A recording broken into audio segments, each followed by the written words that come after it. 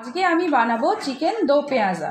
Chicken দো পেঁয়াজার জন্য আমি চিকেনটাকে ম্যারিনেট করে রেখেছি, 1 ঘন্টা মতন ম্যারিনেট করে রেখেছি দই দিয়ে। তারপরে তার সাথে লাগছে আমার 1 চামচ চিনি, 1 চামচ হলুদ, 1 চামচ নুন, 1 চামচ জিরে গুঁড়ো। আর আমি এই বাটিতে আদা, রসুন, পেঁয়াজ, টমেটো সব একসাথে পেস্ট করে নিয়েছি। আর দুটো গোটা মশলা লাগছে, এলাইচি, দারচিনি আর লবঙ্গ। আর 2 চামচ বড় তেল, 2 চামচের বড় তেল।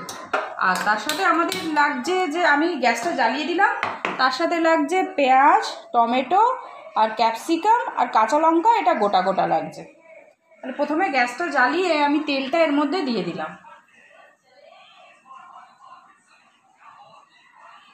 তেলটা আপনি 2 চামচ মতনই ভর্তি করে আপনি দিতে পারেন।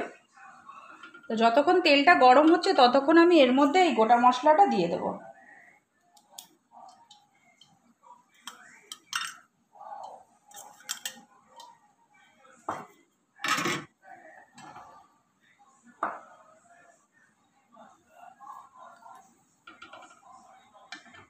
এর মধ্যে তেলটা যখনই গরম হচ্ছে, এর সাথে আমি এই আদা, রসুন, পেঁয়াজ আর একটা টমেটো একসাথে পেস্ট করে নিয়েছি, এটা আমি পুরোটা এর মধ্যে ঢেলে দেবো।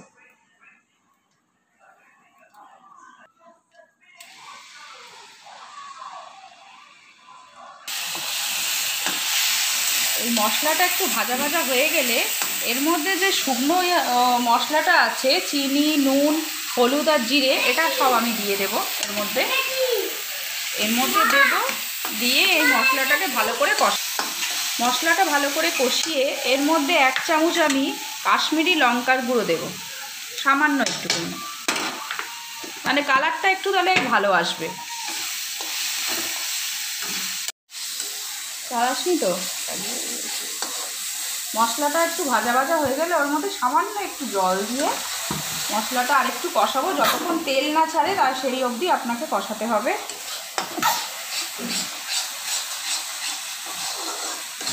দেখতে পাচ্ছেন এখান থেকে একটু একটু তেল ছেড়ে এসছে মশলার থেকে।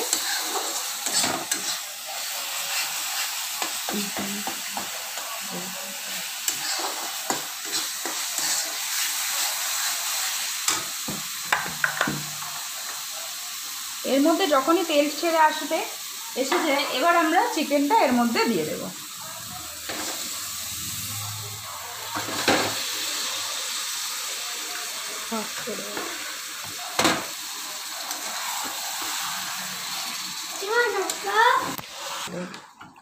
এটাকে একটু কষাতে হবে, যেন জলটা যেটা আছে সেই জলটা, দইয়ের যে জলটা, সেই জলটা যেন মরে যায়, সেই অবধি কষাতে হবে।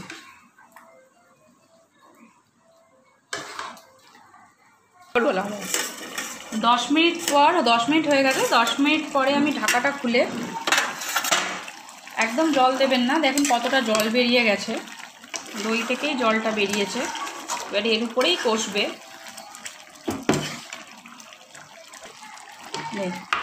আবার ভালো করে জলটা বেরিয়ে গেছে, এইটার মধ্যেই কষবে। এর মধ্যে এবার আমি গোটা ক্যাপসিকাম, পেঁয়াজ আর এই টমেটোগুলো দিয়ে দেব, কাঁচা লঙ্কা।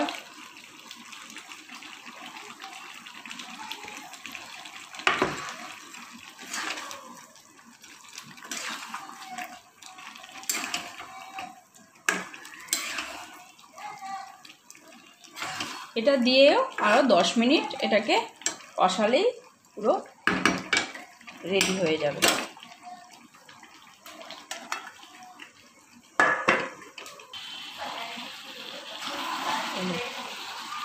দশ মিনিট হয়ে গেছে, আমাদের চিকেন দো পেঁয়াজা রেডি।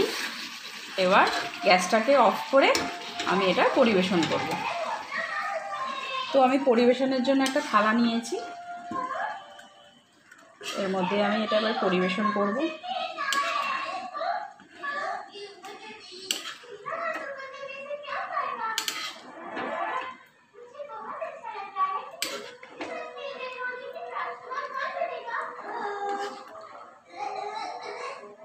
এর মধ্যে যে গ্রেভিটা আছে সেটা খুব মানে টেস্টি। এটা সবসময় পরোটা, ফ্রাইড রাইস, লুচি পরোটার সাথে বেশি ভাল লাগে। এটা এবার ডেকোরেশন করার জন্য আমি পেঁয়াজগুলোকে রিং করে কেটে নিয়েছি।